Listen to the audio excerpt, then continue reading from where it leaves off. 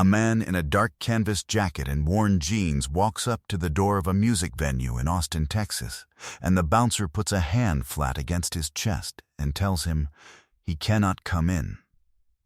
Not because he is on a list, not because of anything he said, not because of anything he did, because he is not, in the bouncer's estimation, the kind of person who belongs at an event like this tonight.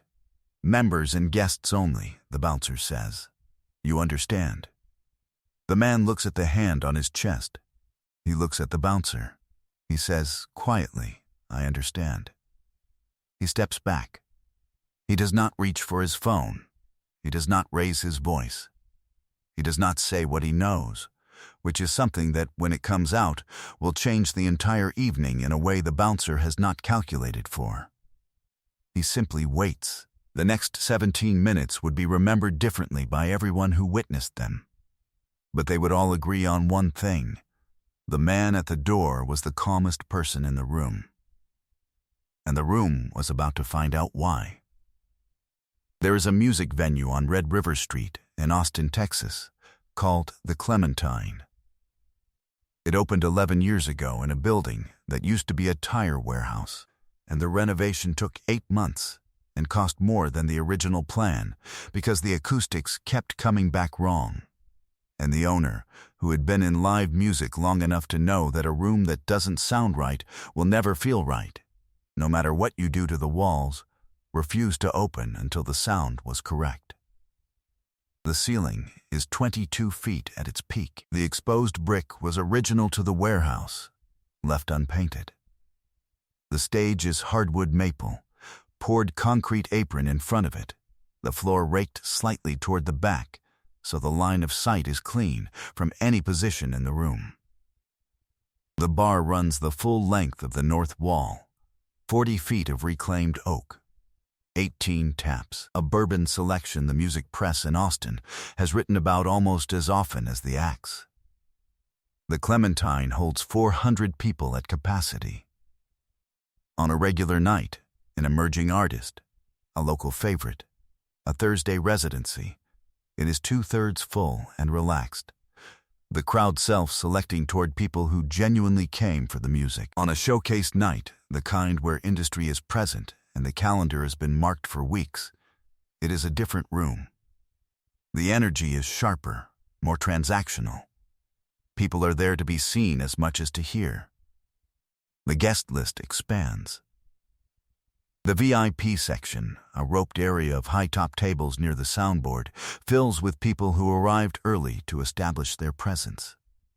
On the Tuesday night in March, when Keanu Reeves walked up to the front door of the Clementine and was turned away, it was a showcase night. The act was a 23-year-old singer-songwriter from Nashville named Delia Marsh, who had been playing small venues for 4 years and was 3 weeks from releasing her first full-length record on a label that had signed her after a viral moment the previous October. The showcase was for press, radio, and the people from the label who had flown in to see how she translated to a live room. Keanu Reeves was on the guest list.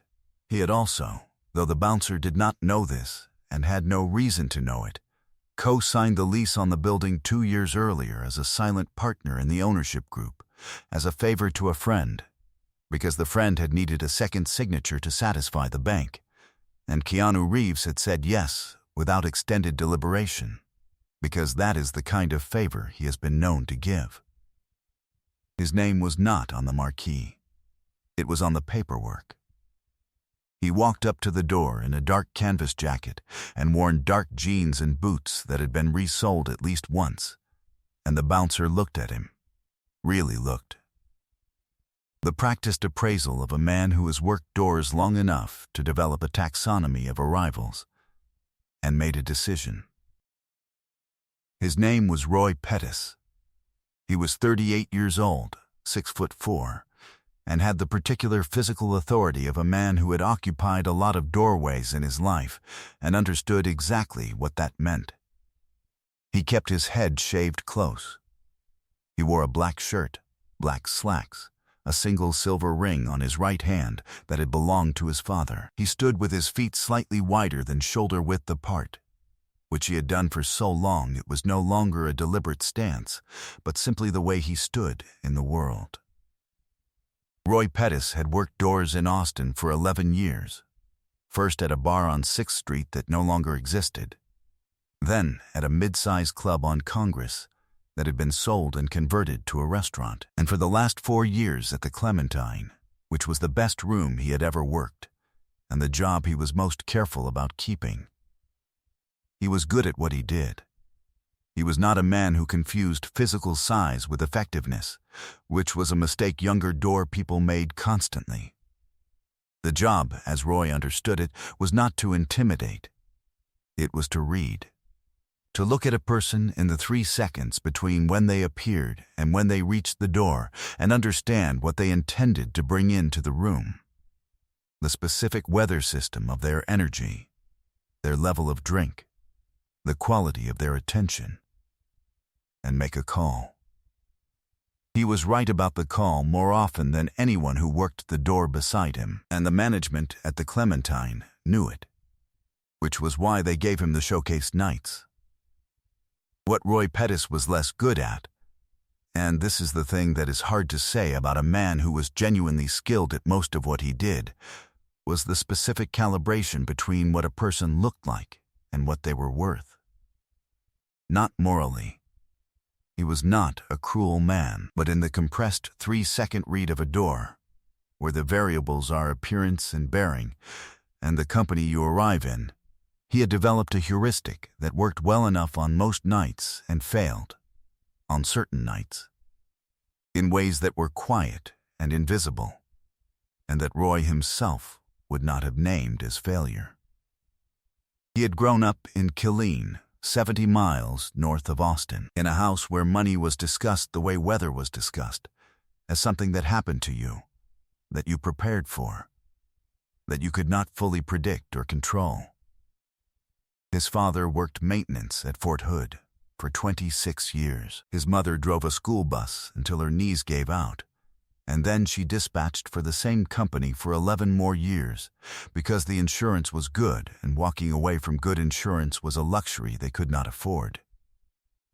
Roy had been a large kid in a town where being large meant something different depending on what else you had going for you. What he had going for him was a quality of stillness under pressure that his football coach had noticed when Roy was 15 and had built an entire defensive scheme around for 3 years.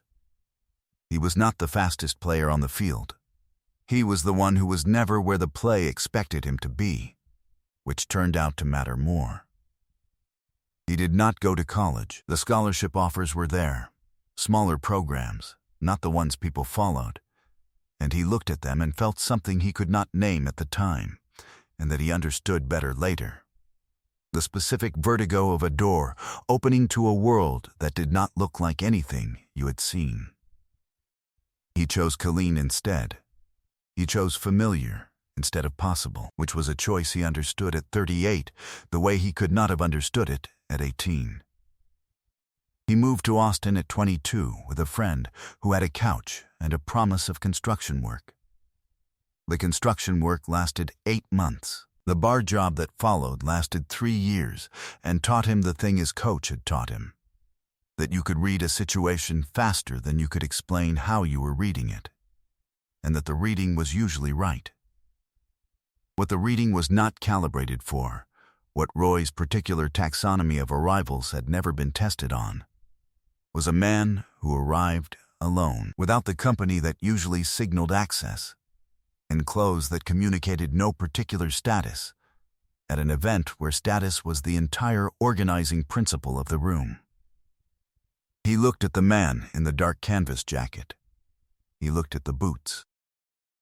The jacket was good, he registered that, somewhere below the decision, but the jeans were worn in a way that was not fashionable, just worn, and there was no one with him, and he had not come in a car that Roy had seen, which meant he had walked or taken a cab, which meant something or didn't mean anything, but in the 3-second read, it landed wrong. He put his hand up. Members and guests. Only. The man stopped. He looked at Roy's hand. Not the way a person looks at a hand when they are deciding whether to push back. The way a person looks at something that is simply in front of them. "I'm on the list," he said. "Keanu." Roy checked the clipboard. He ran his finger down the page. The name was there. He found it on the second pass, in the middle of the list, without any notation beside it. No +1, no VIP designation, just the name. The way a person who did not need to announce themselves would put their name on a list. Roy looked at the list. He looked at the man. Something in the 3-second calculus told him the name on the list and the man in front of him did not match. Not because of anything definable, just the accumulated weight of 11 years of door work, telling him that people who belonged at events like this arrived a certain way, and this man had not arrived that way. He said, "I'm going to need to verify that." "Okay," the man said. He said it without any particular quality. Not patient, not impatient, just present. Roy pulled out his radio and called inside. The person he reached was a young woman named Sasha Briggs, 25 years old, 3 months into her first full-time job in live music, working the guest list table just inside the door. She was the one who had printed the list that evening and checked names off as people arrived, and she was the one who, when Roy read the name to her over the radio, went still for a moment. "Say that again," she said. Roy said it again. There was a pause. "Roy," she said, "carefully, he's on the list." "I know he's on the list. I want to verify the name." Another pause. "Roy," she said, "you need to let him in." Roy looked at the man in the dark canvas jacket, who was standing with his hands in his pockets, looking out at Red River Street, with the patience of someone who had been places that required patience, and had decided, at some point, that patience was simply the price of being where you wanted to be. "Give me 1 minute," Roy said. "Roy, 1 minute." He clicked off the radio. He looked at the man again. "I'm going to ask you to wait here," he said, "while I confirm with my manager." The man nodded. "Sure." Roy went inside. The manager on duty that night was a woman named Carol Dwyer, 47 years old, who had been in Austin live music for 22 years and had seen most things. She was in the production office at the back of the venue when Roy appeared in the doorway. And she looked at him and already knew from his face that something had happened that was going to cost her the next 20 minutes. Roy explained. Carol looked at him for a long moment. "Roy," she said, "I know. You know who that is." "I didn't. The jacket." And he was alone, and Roy, she walked past him without finishing the sentence, which was worse than anything she could have said. She went to the front door. She pushed it open. She stepped outside onto Red River Street, where a man in a dark canvas jacket was standing alone, looking out at the city, one hand in his jacket pocket, the other at his side, with no particular expression on his face. "Mr. Reeves," she said, "I am so sorry. Please come in." He turned. He looked at her, then briefly at Roy, who had followed her out and was standing 2 steps behind. "It's all right," he said. "It is absolutely not. It is," he said. And the way he said it was not generous performance. It was just true.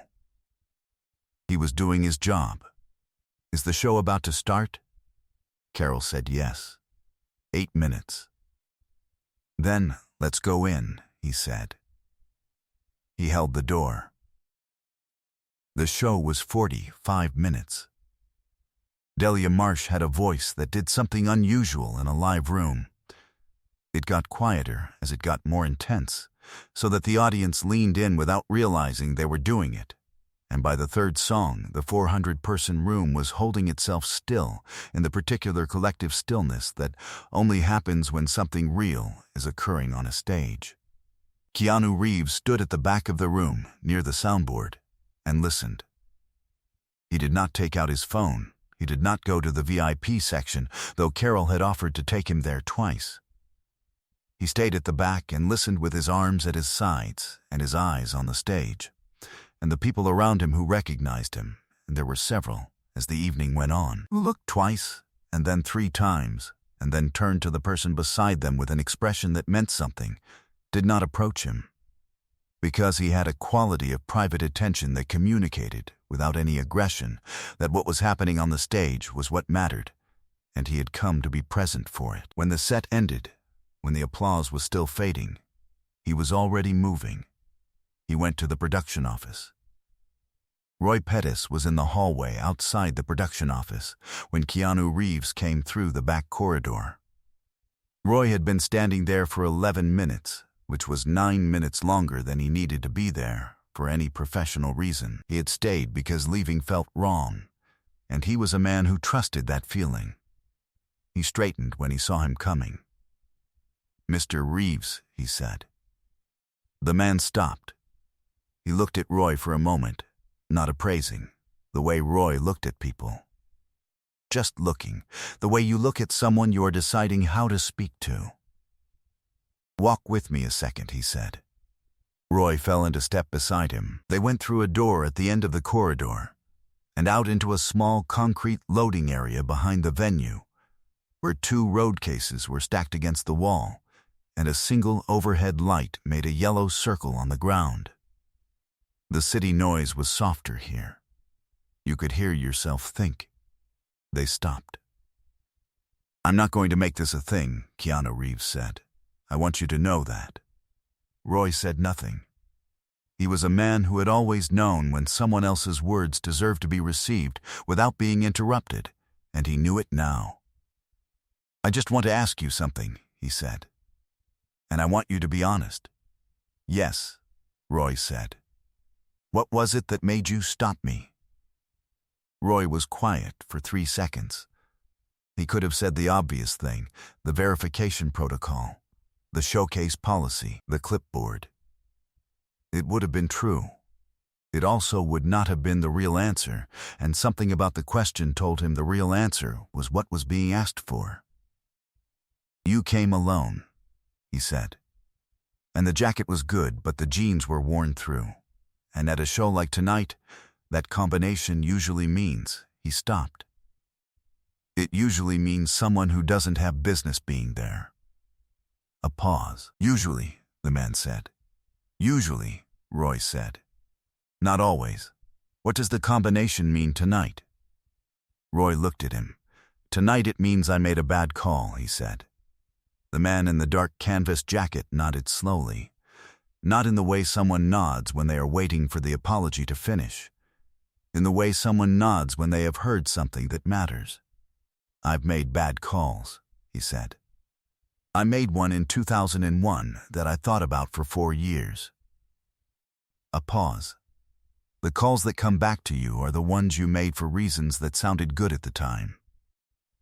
Roy didn't respond immediately. He wasn't sure what to do with that. "You've been working this door for 4 years," the man said. It was not a question. He had talked to Carol or to someone in the time between the lobby and the corridor. "You're good at it," Carol told me. "She said you've never had an incident that mattered." "This one mattered," Roy said. "Yes," he said. "It did. And you know why it mattered, which means it won't happen the same way again. That's how it works, if you let it." He put his hand out. Roy shook it. "Go back to your door," the man said. "The night's not over." He turned and went back inside. Roy stood in the yellow circle of light for a moment. Then he went back to his door.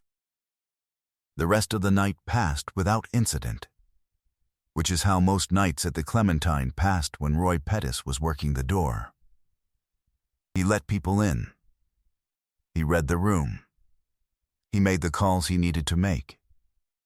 He did not think about the conversation in the loading area, because thinking about it was not what it needed. It needed to sit. He thought about it later, at home, at 1 in the morning, in the particular quiet of a kitchen where you are the only one awake. He thought about the jeans, The worn jeans and the good jacket and the way his read had assembled them into a conclusion that was wrong, and the thing underneath the wrongness, which was not the worn jeans themselves, but what he had decided they meant. He had been making that decision for 11 years. He had been right about it more often than he had been wrong. He had not considered, until tonight, what it cost the times he was wrong. He poured a glass of water and drank it standing at the sink, and then went to bed.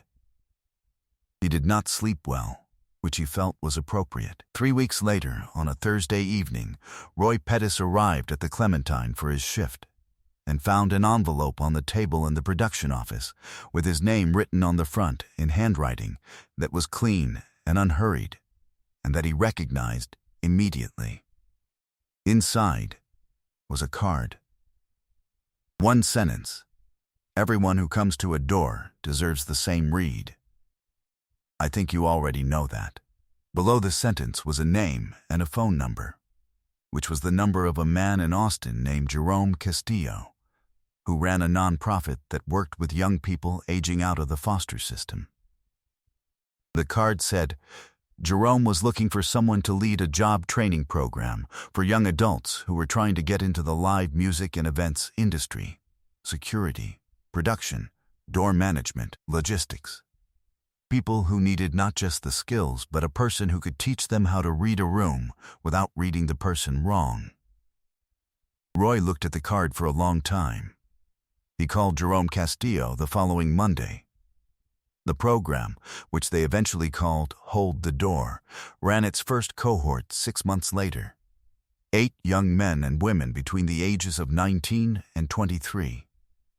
Most of them in their first year out of the foster system. All of them trying to find a foothold in an industry where most of the jobs are never posted, and most of the access comes from knowing someone. Roy taught the first session himself. He stood in a conference room in a community center off East Cesar Chavez and looked at 8 people who were looking back at him with the particular attention of people who had learned not to trust offers until the offer proved itself. And he said, "The job is to read the situation, not the person. There's a difference, and it's the most important thing I'm going to tell you. So I'm going to tell you it now, and then we're going to spend 12 weeks figuring out what it means." He told them about the door. Not the full story, that was not his story to tell. But the principle it contained, that a heuristic is a tool, and a tool can be wrong. And a tool that is wrong in a way you don't examine is a tool that is shaping your calls without your knowledge. A 19-year-old named Tevin in the second row said, "How do you know when it's the tool and not just a real call?" Roy thought about it. "You check your reasoning afterward," he said. "Every significant call, you walk it back. What did I see? What did I decide it meant? Was the deciding part accurate? Or was I filling in a gap with something I already believed?" Tevin wrote that down. Roy watched him write it down and felt something he had not expected to feel in this room, which was the specific satisfaction of a person who has been given something and has found the place where it belongs. The Clementine did not change its door policy. The guest list remained. The showcase nights remained. Roy Pettis remained, working Thursdays and Saturdays and whatever nights Carol needed him for another 3 years before he moved into program coordination at Hold the Door full-time.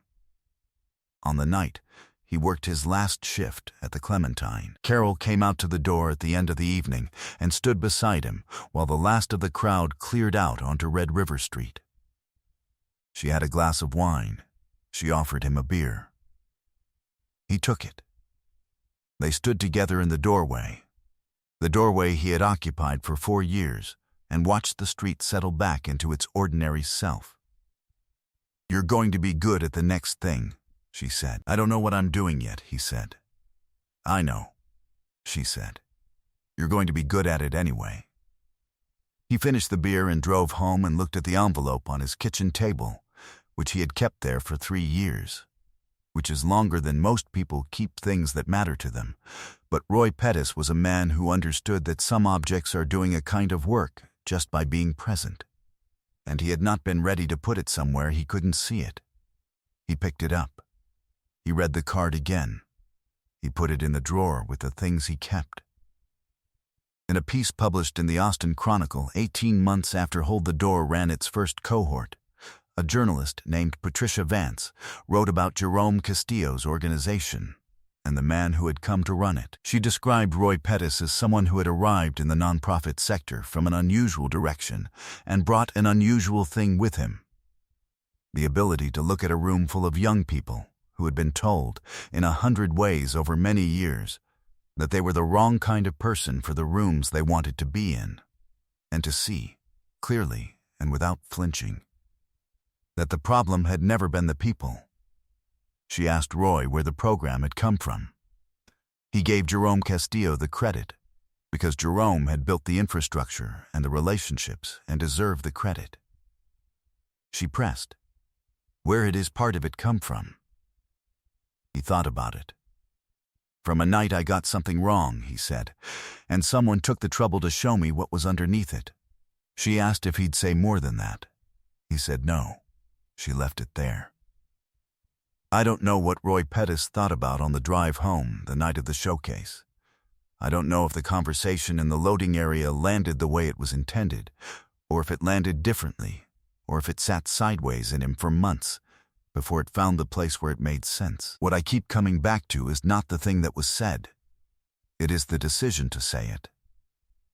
To go looking for the man in the corridor, and not to say you know what I could do to you, which was true, and which would have been satisfying, and which would have changed nothing, but instead to ask, what was it that made you stop me?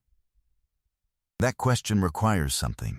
It requires that you believe the person you're asking it to is worth the honest answer. It requires that you think the honest answer might matter more than your rightful grievance. It requires a specific kind of patience that is not passive, that is, in fact, harder than anger, because it is choosing the outcome over the feeling. I am not sure I have that kind of patience. I would like to think I could walk around to a loading dock at the back of a venue where I had just been publicly turned away and ask the man who did it what he was thinking. I am not sure I could. Most of us are not sure we could. And maybe that is the thing worth sitting with. Not the outcome, not the program, not the 8 young people in the second row taking notes, but the decision in the corridor to choose what came next over what had just happened. He could have walked out. He chose the corridor instead. This story is fictional, inspired by Keanu Reeves's well-known reputation for grace, and the quiet refusal to spend a grievance when understanding is available instead. If something in this one stayed with you, drop a comment and tell me what you took from it. Share it with someone who might need to hear it today. Subscribe if you want to be here for the next one. See you in the next one.